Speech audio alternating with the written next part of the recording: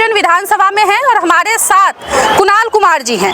ये यहाँ से इस बार चुनाव लड़ने वाले हैं। सारे लोग इनसे क्षेत्र में मिलने के लिए आए हैं, इनको देखने के लिए आए हैं कि इस बार के हमारे प्रत्याशी कैसे होने वाले हैं और प्रत्याशी कौन कौन से विचारों को लेकर ग्राउंड पे उतरे हैं। फिलहाल जितनी तैयारी आप इस बार कर रहे हैं उतनी ही तैयारी यहाँ के वर्तमान विधायक भी कर रहे होंगे, तो जरा सा भी डर लगता है कि हो सकता है कि इस बार कुछ भी हो जाए, क्या पता तैयारी में वो एक कदम आपसे आगे निकल जाए। देखिए, ऐसा हो ही नहीं सकता है। वो क्या आगे निकलेंगे, उनके लिए उनको तो जनता ने 15 साल का समय दिया। 15 साल में उन्होंने क्या किया वो तो सबके सामने है। तो अभी 6 महीना में क्या करेंगे? जो 15 साल में कुछ नहीं कर पाया वो 6 महीने में क्या करेंगे? 5 ऐसी चीज जो यहाँ के वर्तमान विधायक नहीं कर पा रहे हैं और आप 5 ऐसे मुद्दों को लेके इस बार क्षेत्र में घूम रहे हैं और जनता से वादा कर रहे हैं कि ये 5 चीज इस बार मैं पक्का कर दूंगा अगर जिताया उन लोगों ने तो। 5 ऐसी चीज छोड़िए, एक ऐसी चीज मुझे दिखाई नहीं पड़ रही है कि जो वर्तमान विधायक ने, जो माननीय जल संसाधन मंत्री भी हैं, उन्होंने कुछ किया हो। इसके पूर्ण आपका इस बार चुनाव प्रचार का सबसे बड़ा मुद्दा क्या है? सबसे बड़ा मुद्दा और एक मुद्दा, संगठित भ्रष्टाचार को खत्म करना होगा, साफ और शुद्ध पानी हर घर तक पहुंचाना होगा, जो अनुसूचित जाति टोला है जहां तक सड़क नहीं बनी है वहां सड़क बनाना होगा। लोग सराय रंजन विधानसभा में हैं और हमारे साथ कुणाल कुमार जी हैं। ये यहाँ से इस बार चुनाव लड़ने वाले हैं और इनकी बहुत सारे यहाँ पे अलग अलग विचारों के साथ आप इस बार चुनाव लड़ने की तैयारी कर रहे हैं। इस बार सबसे पहले कैसे हैं आप? बिल्कुल, शुक्रिया पूछने के लिए और उम्मीद है कि आप भी अच्छे होंगे और आपके माध्यम से जितने दर्शक देख रहे हैं सब लोगों का आभार, धन्यवाद।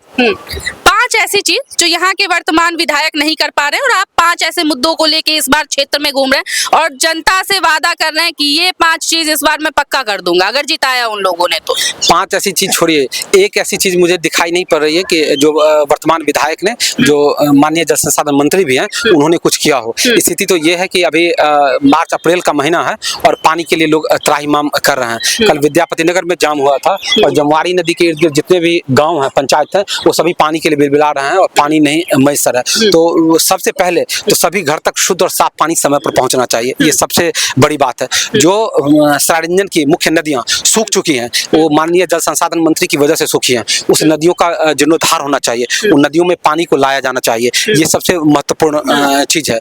जो हमारा हॉस्पिटल है जिसका क्रेडिट वो लेने की कोशिश कर रहे हैं, जबकि उनका कोई इसमें क्रेडिट नहीं है, वो अभी तक फुल फंक्शनिंग नहीं हुआ है। आज जो संगठित भ्रष्टाचार है, संगठित दलाली है, आप थाने में चले जाइए, आप सीओ के यहाँ चले जाइए, बीडीओ के यहाँ चले जाइए, किसी पदाधिकारी का किसी जनता से घूस मांगा जाना ये कोई आश्चर्य की बात नहीं है, ये सामान्य बात है। लेकिन जब ऐसे पदाधिकारियों का प्रोटेक्शन और संरक्षण माननीय मंत्री के द्वारा किया जाए तो ये सबसे बड़ी विडंबना है और इस विडंबना को खत्म किया जाना चाहिए, जितनी जल्दी हो खत्म किया जाना चाहिए। हालात तो ये है कि इनकी तानाशाही प्रवृत्ति दक्षिण कोरिया के शासक किम जोंग से भी ज्यादा खतरनाक स्तर पर है कि अगर आप कुछ बोलती हैं, कोई भी व्यक्ति कुछ यहाँ बोलता है तो उसके खिलाफ वो बबलू एक्ट लगा देते हैं और कानून को अपने टूल्स की तरह इस्तेमाल करके उस पर कानूनी कार्रवाई करवा देते हैं, जेल भेजने की धमकी देते हैं और फिर केस को कंप्रोमाइज करा के उसको मैनेज करते हैं। तो जो व्यक्ति इतने निचले स्तर की सोच रखता हो उसके बारे में कुछ कहना दुर्भाग्यपूर्ण है। आपका इस बार चुनाव प्रचार का सबसे बड़ा मुद्दा क्या है? सबसे बड़ा मुद्दा और एक मुद्दा, संगठित भ्रष्टाचार को खत्म करना होगा, साफ और शुद्ध पानी हर घर तक पहुंचाना होगा, जो अनुसूचित जाति टोला है जहां तक सड़क नहीं बनी है वहां सड़क बनाना होगा, विद्यापति नगर का जो कॉलेज बंद है उसको कॉलेज खोलना पड़ेगा, जमवारी नदी, वाया नदी, बलान नदी, नूर नदी में पानी लाना पड़ेगा, राम जानकी हॉस्पिटल में सारी व्यवस्थाएं अविलंब शुरू करनी पड़ेगी, ग्राम पंचायत में लाइब्रेरी का शुरुआत करना होगा और संगठित भ्रष्टाचार, दलाली और बबलू एक्ट इसको बिल्कुल समाप्त करना पड़ेगा। यहाँ क्यों आए हैं आज? इस मंदिर के सामने आप क्यों आए हैं? इतने सारे लोग आपके साथ क्यों हैं? और ये जितने भी लोगों को आप देख रहे हैं कैमरे में, ये सारे लोग इनसे मिलने आए हैं, इनसे बातचीत करने आए हैं कि हमारा इस बार का नेताजी कैसे होंगे और इनको चुने तो हम क्यों चुने, यही कारण हो सकता है ना? बिल्कुल, ये मंदिर खुदरेश्वर महादेव है और यहाँ से हम अपनी यात्रा सराय रंजन बचाओ पद यात्रा पार्ट 2 शुरू कर रहे हैं, दूसरे चरण की यात्रा शुरू कर रहे हैं। तो सबसे पहले भगवान से हमने आशीर्वाद लिया है और इसके बाद हम यात्रा यहाँ से प्रारंभ कर रहे हैं और जितने लोग हमारे साथी हैं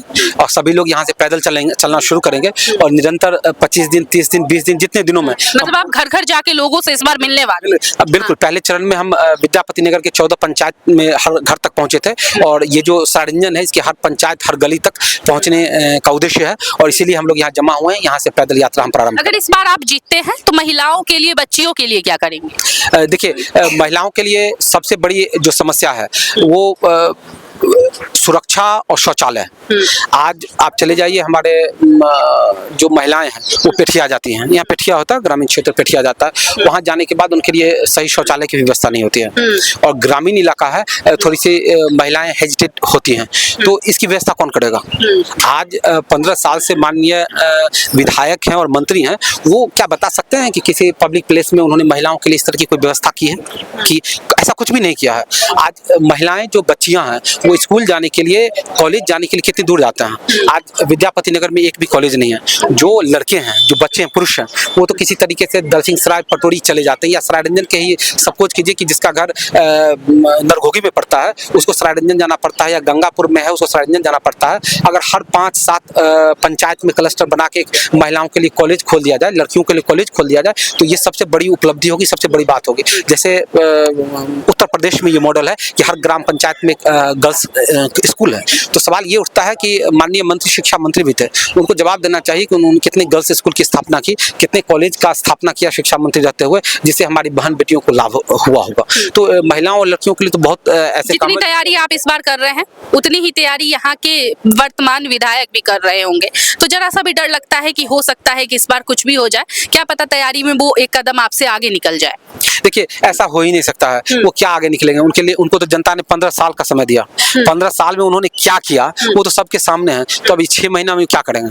जो 15 साल में कुछ नहीं कर पाया वो 6 महीने में क्या करेंगे? तो ऐसी कोई बात नहीं है। और उनकी क्या तैयारी होगी? उनकी तैयारी होगी कि वो, उनके पास पैसा है, उनके पास बाहुबल है, उसका इस्तेमाल करेंगे। हमारे पास जनबल है, हमारे पास जनता का बल है। आप कहना चाह रहे हैं कि हो सकता है कि वो पैसों का इस्तेमाल करके वोट इकट्ठा कर ले? हो सकता नहीं, वो करते हैं, लेकिन इससे कोई फर्क नहीं पड़ने वाला है। हमारे साथ जनता का अपार समर्थन है, जनता का बल है, और जनता के बल के सामने धन बल और बाहुबल इसकी कोई हैसियत नहीं होती है। तो जैसा कि देख रहे थे, अभी हम लोग सरायरंजन विधानसभा में हैं और हमारे साथ कुणाल जी हैं। ये जितने लोग आप लोगों को देख रहे हैं, ये सारे लोग इनसे क्षेत्र में मिलने के लिए आए हैं, इनको देखने के लिए आए हैं कि इस बार के हमारे प्रत्याशी कैसे होने वाले हैं और प्रत्याशी कौन कौन से विचारों को लेकर ग्राउंड पे उतरे हैं। फिलहाल आप लोगों को क्या लगता है एक बार कमेंट में जरूर बताइएगा। तब तक के लिए बहुत बहुत धन्यवाद।